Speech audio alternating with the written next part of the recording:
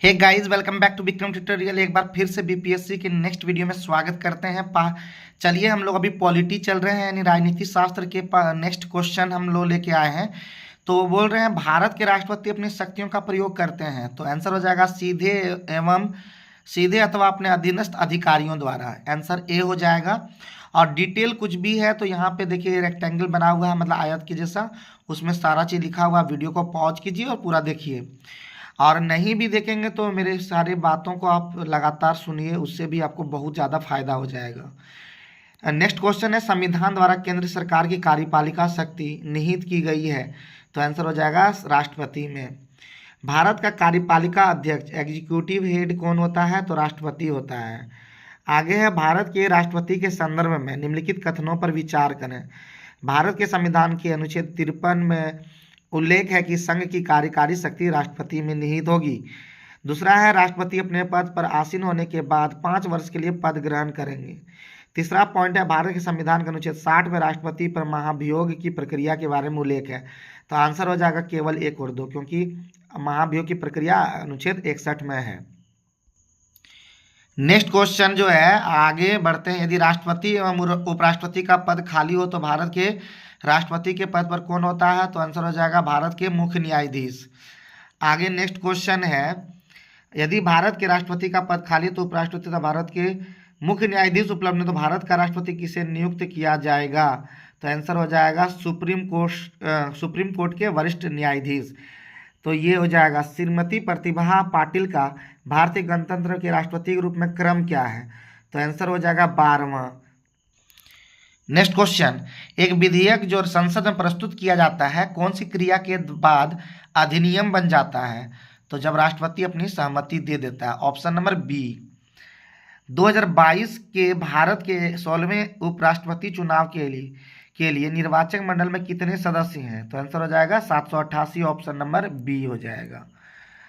आगे है नेक्स्ट, श्री हामिद अंसारी का भारत के उपराष्ट्रपति के रूप में क्रमांक क्या है, तो इसका आंसर हो जाएगा ये हो जाएगा 12वां। ठीक है, आंसर हो जाएगा 12वां। तो सी नंबर आंसर हो जाएगा, यहाँ पे दिया हुआ भी होगा। नेक्स्ट क्वेश्चन, राष्ट्रीय सुरक्षा समिति का प्रधान कौन होता है, तो आंसर हो जाएगा प्रधानमंत्री। आगे है, उच्च न्यायालय में न्यायाधीशों की संख्या निर्धारित करने का अधिकार किसके पास है, तो आंसर हो जाएगा राष्ट्रपति। भारत सरकार का कौन सा अधिकारी सदस्य न होते हुए भी भारतीय संसद की कार्यवाही में भाग लेने का अधिकार रखता है, तो आंसर हो जाएगा अटॉर्नी जनरल। ठीक है, और ये जिसको महान्यायवादी भी कहते हैं, ये अनुच्छेद 76 ये सब सारा लिखा हुआ है, देखिए इसमें।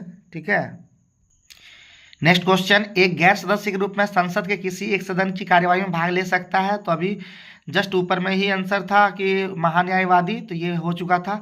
भारत में न्यायिक पुनरावलोकन का आधार है कानून द्वारा स्थापित प्रक्रिया, ये आंसर हो जाएगा। ठीक है, आगे बढ़ते हैं। नेक्स्ट क्वेश्चन कह रहा, भारत के राष्ट्रपति के चुनाव मंडल में कौन कौन सम्मिलित होते हैं, तो आंसर हो जाएगा आपका संसद के दोनों सदनों के सभी निर्वाचित सदस्य एवं राज्य विधानसभाओं के सभी निर्वाचित सदस्य। ठीक है, ये आपका आंसर हो जाएगा।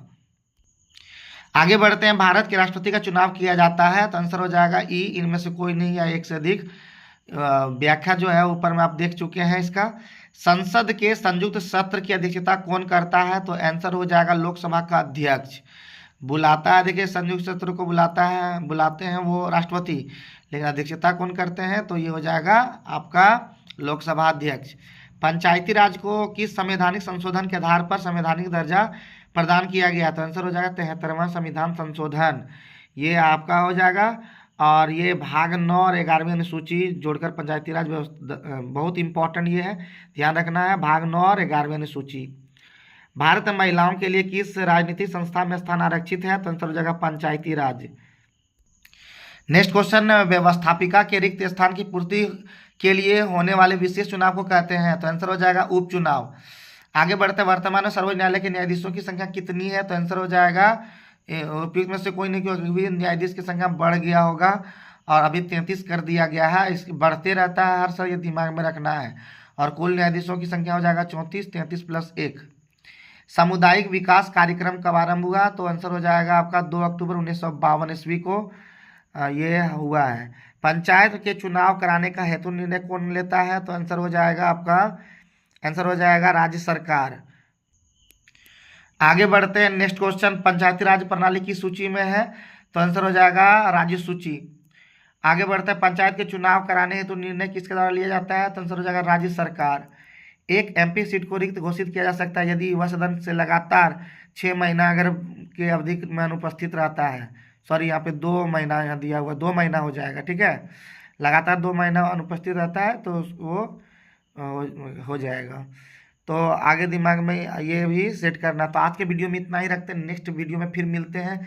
लगातार विक्रम ट्यूटोरियल के बीपीएससी वाला सेक्शन देखते रहिए, प्लेलिस्ट में जाके देखिए, और कंटिन्यू यही कहेंगे, लगातार जीके जेएस लगातार प्रैक्टिस करिए, और एकदम एक बार ठान ली कुछ करने का, नहीं रुक जाने का। जय हिंद, जय भारत।